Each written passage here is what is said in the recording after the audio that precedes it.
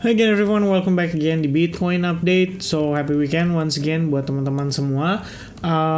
Selamat datang di weekly update untuk Bitcoin. Kita bakal ngebahas untuk pergerakan selama sepekan ke depan. Sebenarnya sih kita bakal start dari economic calendar karena biasanya kan kita perlu ngelihat activity market itu akan meningkat di hari-hari apa aja pada saat lagi ada news event tertentu. Kalau misalkan untuk Bitcoin sendiri karena pairnya terhadap US dollar, jadi sebetulnya yang paling utama kan kita ngeceknya US dollar. Dan kalau saya lihat di sini di hari Selasa ya, ini tepatnya jam 9 malam, Jerome Powell akan ada speaks. Oke, ini kita belum tahu dia speaksnya di mana, nanti akan kita coba doing research juga. Kemudian yang paling penting adalah CPI data akan dirilis pada tanggal 12 Januari 2023. Sejauh ini sih ngelihat CPI itu ekspektasinya turun jadi 6,5%. Ini adalah penurunan yang lumayan signifikan semenjak mungkin bisa dibilang beberapa bulan terakhir, karena bila diingat-ingat ya, CPI di US itu terakhir di angka 9, sekian persen, itu yang tertingginya selama 40 tahun terakhir, dan pada akhirnya berhasil ditekan sejauh 6,5%. Dan ibaratnya dengan kenaikan suku bunga yang terakhir terjadi, itu harusnya sih bisa mensupport lagi untuk CPI itu nantinya akan turun lebih jauh lagi.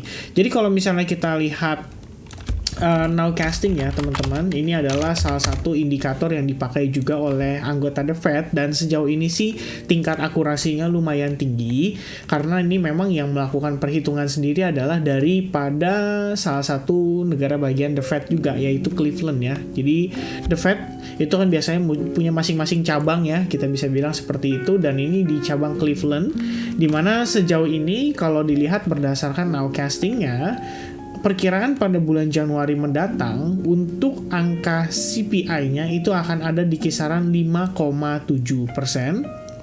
Oke, kemudian 6,5%, dan core CPI-nya berada di 5,8%, lebih kurang. Nah, 6,48% ini kalau pembulatan ya betul jadi angka 6,5%. Sementara untuk core CPI ini yang bisa dibilang perhitungannya ya di luar daripada energy dan juga food, itu diperkirakan turun sekitar 5,7%. Dan sejauh ini sih kalau lihat angka ini sih harusnya ya tanggapannya adalah cenderung positif buat market.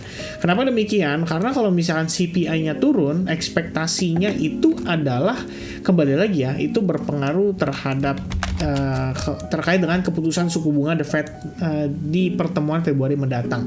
Dan semakin positif, maka bisa dikatakan bahwa kenaikan suku bunganya itu akan semakin tinggi di angka 0,25%. Seperti yang kita udah coba lakukan analisis ya di video sebelumnya.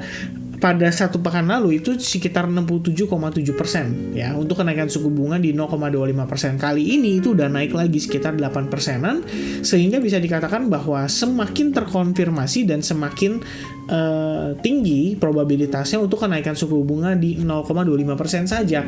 Dan ini artinya ada penurunan kecepatan dalam meningkatkan suku bunga daripada The Fed sendiri, di mana targetnya tahun ini tuh di angka 5,1%. Maka kalau misalkan di pertemuan Februari mendatang kenaikannya 4,5%, mungkin either di akhir kuartal 1 kita udah bisa ngelihat The Fed mulai stop naikin suku bunga, dan itu berarti setelah 22 Maret ya masih ada kenaikan sekali lagi di angka 0,25%, dan di tanggal 3 Mei setelah kuartal 1 berakhir kita bisa lihat angkanya sejauh ini masih tinggi di 47%. Ini saya pembulatan di 475 BPS atau 4,75% sampai dengan 5%. Ini artinya dari Maret ke bulan Mei ya, itu tidak ada peningkatan suku bunga. Artinya The Fed akan stop naikin suku bunga pada di bulan Mei mendatang.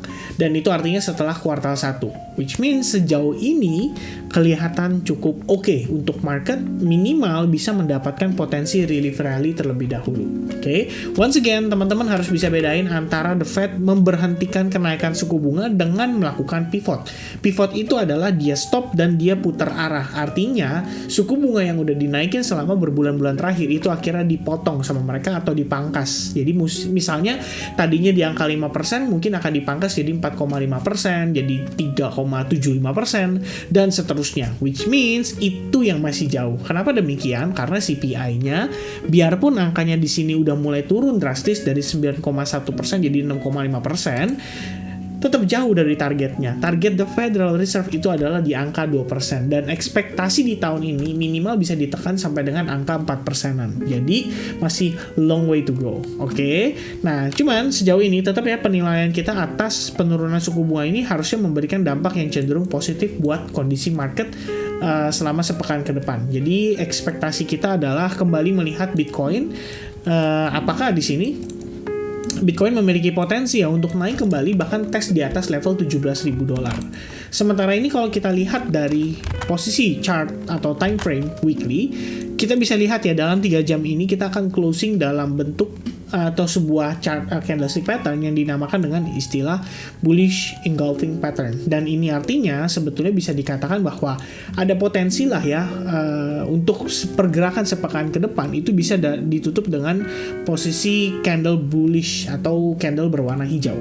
Oke, itu at least kalau misalnya untuk time frame weekly. Meanwhile untuk time frame daily, saat ini kita masih menghadapi tantangan ya, obstacle di mana Bitcoin itu masih reject terus nih teman-teman dari level $17.000, dan di level tersebut juga memang terdapat area Fibonacci 38,2% dari swing terakhirnya. Dan perlu diingat teman-teman, even saya dari tadi mengatakan ya bahwa ada potensi relief rally, doesn't mean Bitcoin itu benar-benar bisa going up signifikan, karena kita perlu ingat juga bahwa terakhir posisi kita itu udah break dari salah satu level lowest price-nya, dan dari break itu sekarang kita bisa asumsikan bahwa proses ini adalah proses atau bagian daripada pullback-nya dia. Jadi sejauh ini saya bisa katakan bahwa posisi Bitcoin secara bigger time frame tetap ya kita melihat ini sebagai sebuah potensi another penurunan lanjutan, cuman ini dalam proses untuk mencari yang namanya lower high-nya dia. Oke. Meanwhile kalau teman-teman lihat ini adalah wave count yang saya pun masih pertimbangkan berpotensi terjadi. Jadi anggapannya adalah we are still in the A wave ya, B, and then potentially C wave, baru kemudian dia turun lagi. Jadi tetap nih relief rally-nya yang di-expect bisa terjadi itu mungkin saya nggak akan berharap bisa naik banyak banget ya. Minimal dia bisa balik ke level ini aja, itu udah bagus banget teman-teman. Sejauh ini ya, sejauh ini. Itu udah lumayan bagus banget. Kenapa demikian? Karena kalau kita tarik balik lagi, kita zoom out lagi, teman-teman akan lihat lebih clear bahwa sebelumnya kita ada level of support di sana. Jadi kalau misalnya dia bisa balik naik sampai 17.800 or even better di 18.500, tetap ya teman-teman sekalian, kita masih punya ekspektasi bahwa harga itu bisa turun kembali pada Bitcoin. Nah pertanyaannya, triggernya apa? Saya belum tahu. Mungkin apakah dari sisi berita, kita udah tahu ya, kita udah ngikutin news lately ini, Genesis dan Gemini itu lagi ada masalah. Saya nggak tahu tuh pronunciation-nya kalau bahasa Inggris gimana ya. Kalau bahasa Indonesia sih Gemini ya bahasanya teman-teman. Tadi ada yang nge-share ya dari teman-teman di Advance. Kita ngelihat bahwasannya wait a second, let me check it out. Kalau tidak salah ya, ini posisi terakhir kita ngelihat bahwa rupanya di pihaknya oke, nanti lah mungkin ya saya research lagi teman-teman. Tapi yang pasti dari pihaknya Gemini itu sempat udah dari pihaknya Genesis alias si CEO-nya Genesis ya, Barry Silbert kalau nggak salah, dia udah ngasih tahu teman-teman bahwa bukan ngasih tahu sih, istilahnya sudah menjawab ternyata tweet daripada si bosnya Gemini. Jadi sejauh ini kita mulai ngelihat bahwa ini ada indikasi dilakukan drama sih sebetulnya kalau menurut pandangan saya.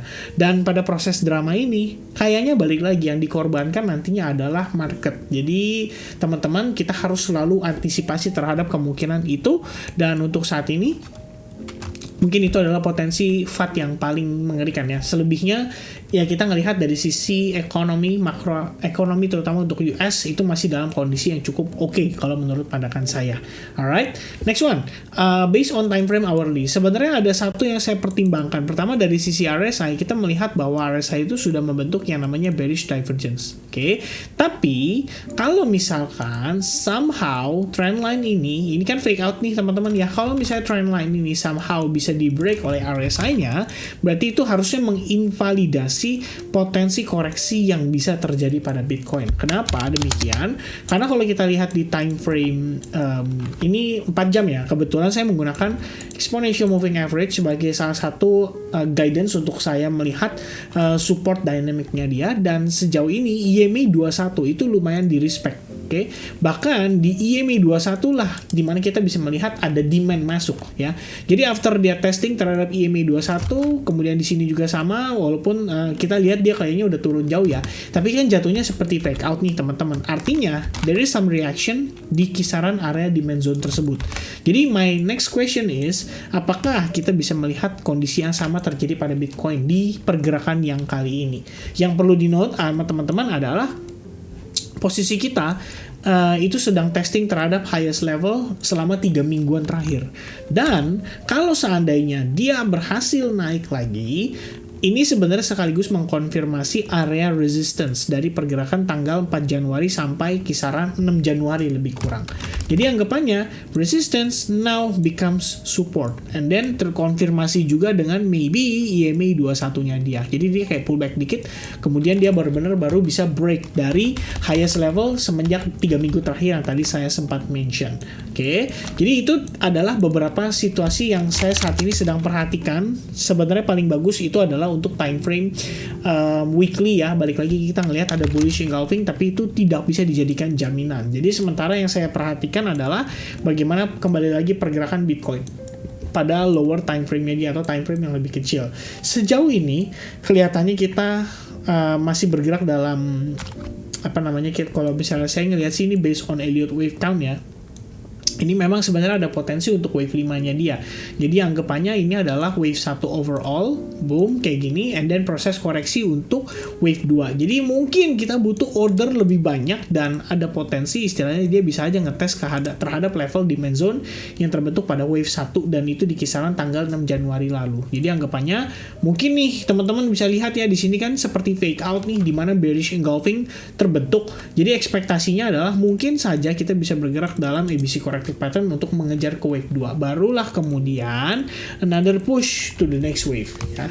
Nah itu paling teman-teman sejauh ini yang saat ini saya sedang perhatikan. Tapi once again, selama Bitcoin tidak mematahkan struktur harga yang terbentuk pada time frame kecilnya dia, seperti di 15 menit misalkan, kalau teman-teman zoom in lagi ke 15 menit, kalian bisa lihat bahwa kita punya lowest price selama pergerakan dari kisaran hari Sabtu kemarin. Jadi di level itu kita belum ada break juga, sementara di atas sempat ada break tapi kemudian dibalas dengan satu candle yang lumayan powerful dan masif juga.